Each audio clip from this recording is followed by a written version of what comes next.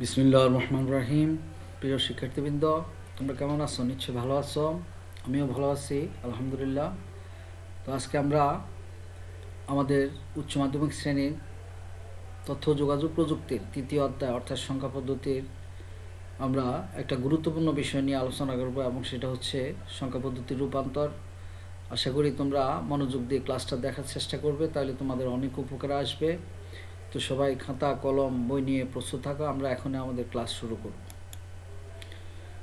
প্রিয় শিক্ষার্থীবৃন্দ, সবাইকে স্বাগতম জানিয়ে আমি আমার ক্লাস শুরু করতেছি। প্রথমে আমি আমার পরিচয় দিয়ে নিচ্ছি। আমি আবু নাসিম মাহমুদুল্লাহ, প্রভাষক, তথ্য ও যোগাযোগ প্রযুক্তি, সোমপাড়া কলেজ, চাটখিল, নোয়াখালী।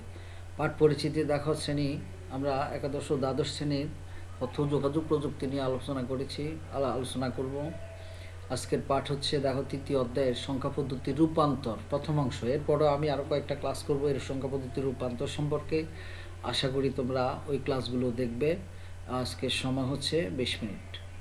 তাহলে দেখো সংখ্যা পদ্ধতিগুলো লক্ষ্য করো। দেখো ডেসিমাল সংখ্যা পদ্ধতি থেকে আমরা বাইনারিতে রূপান্তর করতে পারি। আবার বাইনারিকে একটা সংখ্যাকে আমরা ডেসিমালে রূপান্তর করতে পারি। ডেসিমাল একটা সংখ্যাকে আমরা অক্টালে রূপান্তর করতে পারি। অক্টাল একটা সংখ্যাকে আমরা ডেসিমালও রূপান্তর করতে পারি। ডেসিমালকে আবার হেক্সাডেসিমালে নিতে পারি। হেক্সাডেসিমালকে আবার ডেসিমালে নিতে পারি। অক্টালকে হেক্সাডেসিমাল করা যায়। হেক্সাডেসিমালকে অক্টাল সংখ্যায় রূপান্তর করা যায়। অক্টালকে বাইনারি করা যায়। বাইনারিকে অক্টাল করা যায়।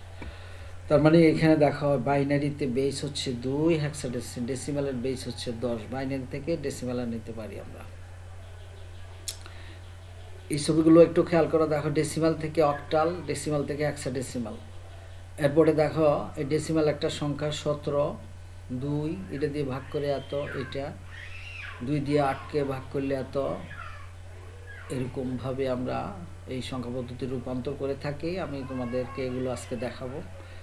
খুবই মনোযোগ দিয়ে ক্লাসটা দেখার চেষ্টা করো।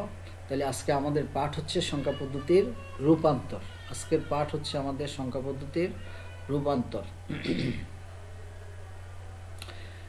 তো প্রিয় শিক্ষার্থীবৃন্দ, এই পাঠ শেষে তোমরা শিখতে পারবে বিভিন্ন প্রকার সংখ্যা পদ্ধতির আন্তঃসম্পর্ক নির্ণয় করতে পারবে। দশমিক সংখ্যাকে বাইনারি সংখ্যায় রূপান্তর করতে পারবে। দশমিক সংখ্যাকে অক্টাল সংখ্যায় রূপান্তর করতে পারবে। দশমিক সংখ্যাকে হেক্সাডেসিমাল সংখ্যায় রূপান্তর করতে পারবে। অর্থাৎ এই পাঠ শেষে আমরা যে দক্ষতা অর্জন করব সেটা হচ্ছে বিভিন্ন প্রকার সংখ্যা পদ্ধতির আন্তঃসম্পর্ক নির্ণয় করতে পারবে। দশমিক সংখ্যাকে বাইনারি সংখ্যায় রূপান্তর করতে পারবে। দশমিক সংখ্যাকে অক্টাল সংখ্যায় রূপান্তর করতে পারবে। দশমিক সংখ্যাকে হেক্সাডেসিমাল সংখ্যা রূপান্তর করতে পারবে। দশমিক সংখ্যাকে বাইনারিতে রূপান্তর দেখো। সংখ্যাটিকে বাইনারির বেস 2 দিয়ে ভাগ করতে হবে। অর্থাৎ একটা দশমিক সংখ্যাকে বাইনারিতে নিতে হলে যেহেতু বাইনারির বেস হচ্ছে 2, এই জন্য এটাকে 2 দিয়ে ভাগ করতে হবে। 2 দিয়ে ভাগ করলে আমরা দুইটা জিনিস পাবো, একটা ভাগফল পাবো আর একটা ভাগশেষ পাবো। ভাগ করার পর ভাগফলকে নিচে লিখবো এবং ভাগশেষকে ডান দিকে লিখবো। দেখো আমরা 17 বাইনারিকে রূপান্তর করব। 17 একটা দশমিক সংখ্যা বা ডেসিমাল নাম্বার, এটাকে আমরা বাইনারিতে রূপান্তর করব। প্রথমে 2 দিয়ে 17কে ভাগ করলে ভাগফল হবে 8, ভাগশেষ থাকবে 1। নিশ্চয় তোমরা ভাগ করতে পারবে 2 দিয়ে। এরপরে 3 নম্বরে দেখো ভাগফলকে পুনরায় 2 দিয়ে ভাগ করতে হবে এবং পুনরায় ভাগফলকে নিচে এবং ভাগশেষকে ডান দিকে লিখতে হবে। আবার দেখো 2 দিয়ে ভাগ করে আমরা 8 পেয়েছি। আবার 2 দিয়ে 8কে ভাগ করলে 4, এখানে কোনো অবশিষ্ট থাকে না। 2 দিয়ে 4কে ভাগ করলে 2 হবে, অবশিষ্ট 0 হবে। কোনো কিছু অবশিষ্ট না থাকলে সেক্ষেত্রে জায়গায় আমরা 0 লিখব। 2 দিয়ে 2কে ভাগ করলে 1 হবে, অবশিষ্ট 1 হবে। 2 দিয়ে 1কে ভাগ করলে 0 হবে, অবশিষ্ট 1 হবে। অর্থাৎ প্রক্রিয়াটি ততক্ষণ পর্যন্ত চলবে যতক্ষণ পর্যন্ত ভাগফল 0 না হয়। যতক্ষণ পর্যন্ত ভাগফলটা 0 না হবে। দেখো এখানে ভাগফল 0 হয়ে গেছে। এখন আর ভাগ করব না আমরা। যতক্ষণ পর্যন্ত 0 না আসবে ততক্ষণ পর্যন্ত আমরা ভাগের প্রক্রিয়াটা চালাইতে থাকব। তাহলে দেখো অতঃপর অবশিষ্ট রিমাইন্ডার সংখ্যাগুলোকে নিচ থেকে উপরের দিকে, ভাগের কাজ শেষ হয়ে গেলে আমরা নিচ থেকে উপর দিকে পর্যায়ক্রমে সাজিয়ে লিখলে দশমিক সংখ্যাটির সমতুল্য বাইনারি মান পাওয়া যাবে। তাহলে দেখো এখানে হলো MSB, এটা হচ্ছে most significant bit. LSB least significant bit. তার মানে কি এই 1টা হলো মোস্ট সিগনিফিক্যান্ট, অর্থাৎ বেশি গুরুত্বের সংখ্যা প্রতীক। আর এটা হচ্ছে কম গুরুত্বের প্রতীক। এই জন্য এটা বেশি গুরুত্বের প্রতীকটাকে আগে লিখতে হবে, অর্থাৎ নিচ থেকে উপরের দিকে। দেখো প্রথমে আমরা 1 লিখলাম, এরপরে 0, এরপরে 0, এরপরে 0, এরপরে 1। যেহেতু আমরা একটা দশমিক সংখ্যাকে বাইনারি সংখ্যায় রূপান্তর করেছি, তাহলে বাইনারি সংখ্যার বেস হচ্ছে 2, এই জন্য আমরা 2 দিয়ে দিলাম। তাহলে একটা দশমিক সংখ্যাকে বাইনারিতে রূপান্তর করতে হলে তাহলে প্রথমে এটাকে 2 দিয়ে ভাগ করে ভাগফল এবং ভাগশেষ বের করতে হবে। ভাগফলটা আমরা নিচে লিখব এবং ভাগশেষটাকে ডান দিকে লিখব। আর এখানে দেখো ভাগ করার পরে যে ফলটা পেয়েছি এটাকে নিচ থেকে উপরের দিকে লিখতে হবে, 1 1 1 1 এইভাবে লিখতে হবে। আর এই 1কে বলা হবে MSB, অর্থাৎ মোস্ট সিগনিফিক্যান্ট বিট, অর্থাৎ বেশি গুরুত্বের সংখ্যা। আর এটা হলো list significant, LSB, least significant, অর্থাৎ কম গুরুত্বের সংখ্যা। দশমিক সংখ্যাকে বাইনারিতে রূপান্তর বিকল্প পদ্ধতি। দেখো যে দশমিক পূর্ণ সংখ্যাকে বাইনারিতে রূপান্তর করতে হবে সেই সংখ্যাটিকে 1 2 3 4 1 2 4 8 16 32 64, মানে এটা ডবল, 1-এর ডবল 2, 2-এর ডবল 4, 4-এর ডবল হইলো 8, 8-এর ডবল 16, 16-এর ডবল হইলো 32, 64 128 ধারার সর্বোচ্চ যে সংখ্যার সমান বা বড় সেই সংখ্যাটিকে সর্ববামে রেখে নিম্নক্রমে ওই সংখ্যাগুলোকে 1 পর্যন্ত লিখতে হবে। অর্থাৎ ধারার সর্বোচ্চ যে সংখ্যার সমান বা বড় সেই সংখ্যাটিকে সর্ববামে রেখে নিম্নক্রমে ওই সংখ্যাগুলো 1 পর্যন্ত লিখতে হবে। যেমন উদাহরণ দেওয়া আছে, দেখো 125কে বাইনারিতে রূপান্তর করো। তাহলে প্রথমে লিখলাম 64, এরপর 32, ওই যে দেখো 64 পরে 128, 125 কিন্তু এটা ছোট, এই জন্য আমরা 64 লিখলাম, 128 লিখতে পারবো না। 64 32, এরপরে 32-এর পরে 16, এরপরে লিখবো 8, এরপরে লিখবো 4, এরপরে 2, এরপরে 1। দেখো আমরা 64 32 16 4 এটা এভাবেও করা যায়। তোমরা প্রথম পদ্ধতি বেশি অবলম্বন করার চেষ্টা করবে, এটাও দেখাই দিচ্ছি। তাহলে দেখো এই যে আমি দেখাইলাম 16 32 64 32 16 8 4 2 1। এরপরে দেখো অতঃপর দেখতে হবে প্রদত্ত সংখ্যাটি কোন কোন ক্রম সংখ্যার যোগফলের সমান। তাহলে দেখো ক্রম সংখ্যার সমান এবং সেই সংখ্যাগুলির নিচে 1 আর বাকিগুলির নিচে 0 লিখি। অর্থাৎ যেগুলার ক্রম সংখ্যা সমান, ক্রম সংখ্যার যোগফল সমান, সেই সংখ্যাগুলোর নিচে 1, বাকিগুলোর নিচে 0 লিখতে হবে। দেখো 1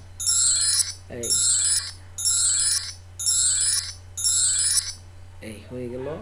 তাহলে দেখো আগেরটার মতো আমরা যে সংখ্যাগুলোর ক্রম সংখ্যা যোগফলের সমান সেগুলোর নিচে 1 হবে আর বাকিগুলো 0 হবে।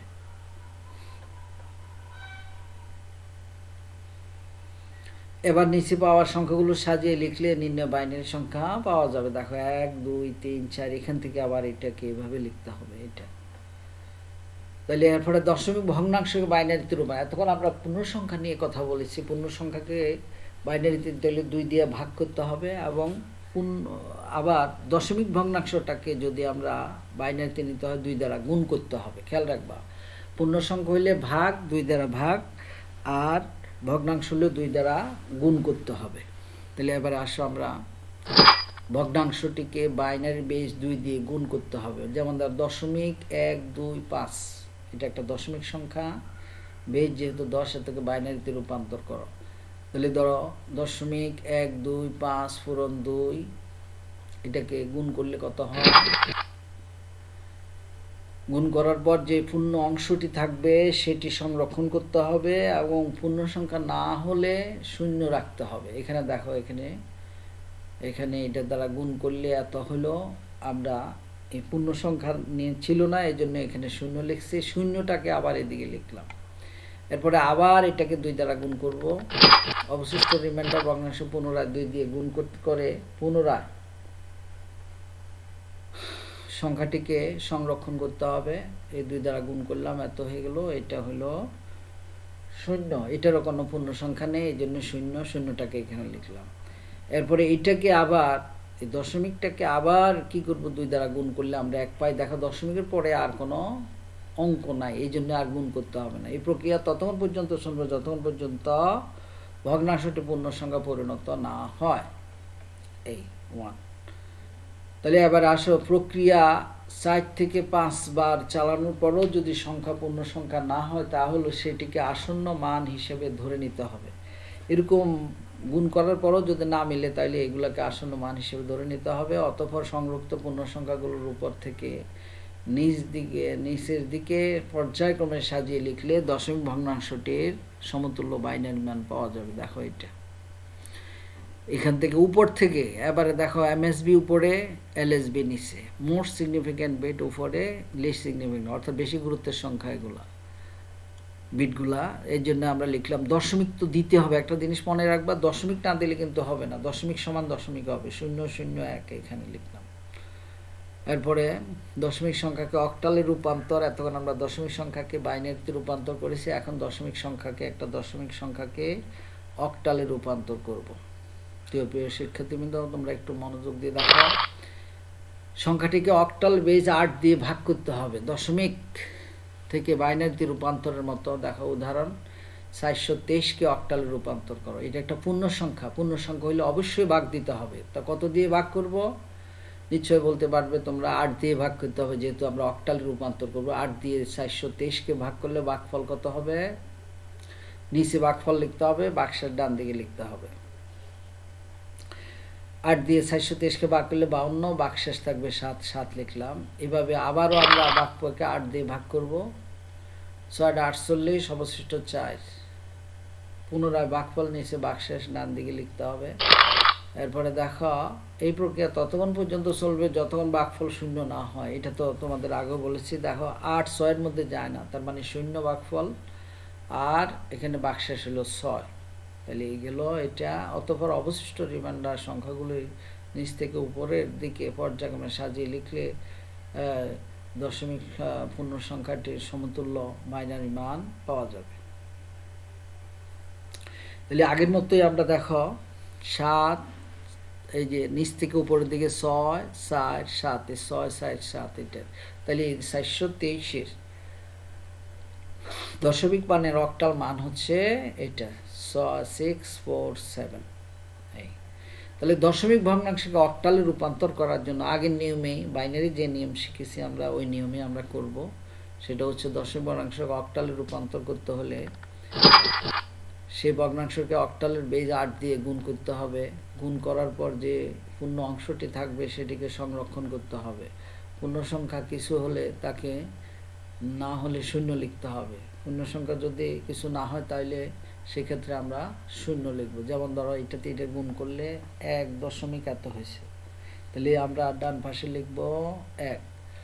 এরপরে আবারও এটাকে 8 দিয়ে গুণ করব, তাহলে গুণ করলে এত হলে এখানেও আমরা 1 পাই।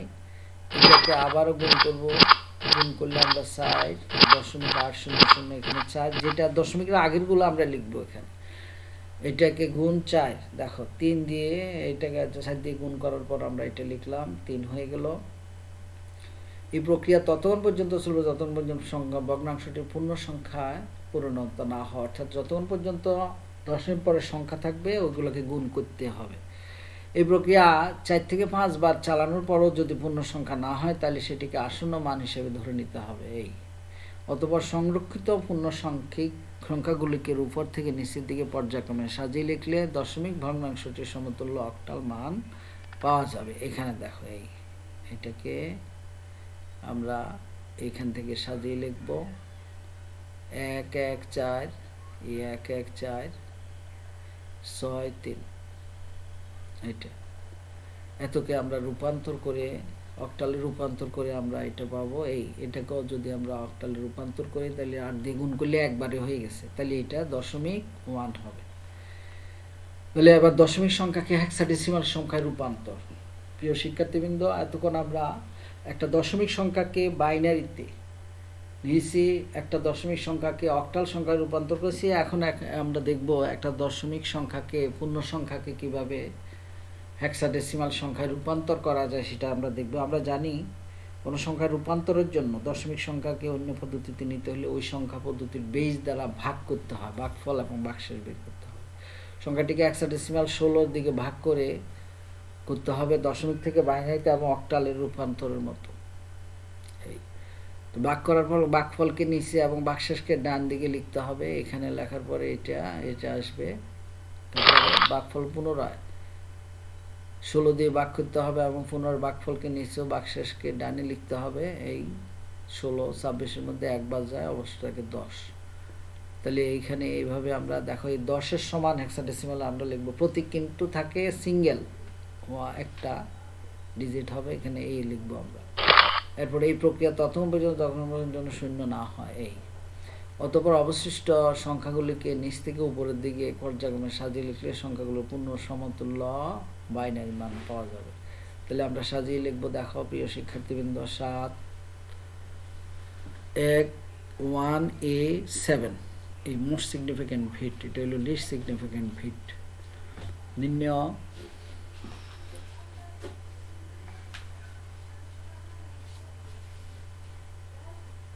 হেক্সাডেসিমাল সংখ্যা 1A7। এবার আসো আমরা পূর্ণ সংখ্যাকে আমরা করেছি, আবার ভগ্নাংশ সংখ্যাকে হেক্সাডেসিমালে রূপান্তর আগের মতোই এখন 16 দ্বারা গুণ করতে হবে। বাইনারিকে ভগ্নাংশ হইলে আমরা 2 দ্বারা গুণ, অক্টালকে করতে হলে 8 দ্বারা গুণ এবং 16 দ্বারা গুণ করতে হবে। এই তাহলে এইটাকে আমরা 16 দ্বারা গুণ করে দিতে হবে। এই 2 দশমিক এত 2 থাকবে, এই দশমিকের আগে যেহেতু 2 আছে 2কে আমরা করব। গুণ করার পর যে অংশটি থাকবে সেটিকে সংরক্ষণ করতে হবে। এরপরে দেখো আবার এটাকে দশমিক পরের অংশটাকে আমরা আবার 16 দিয়ে গুণ করব। তাহলে 6.400 এত লিখব।